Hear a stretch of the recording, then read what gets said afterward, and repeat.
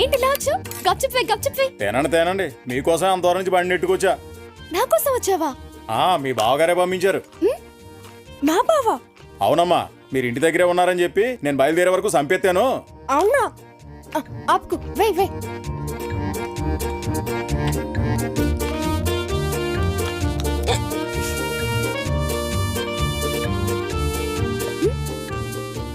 అయ్యో, ఇప్పుడు నా దగ్గర డబ్బులు లేవు. సూరిబాబు గారు ఇస్తారన్నారు, మీరు తినండి. సూరి ఇస్తానన్నాడా? అవునమ్మా.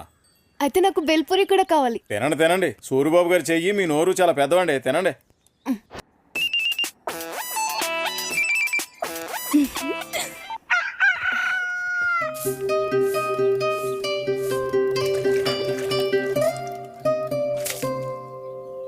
అయ్యో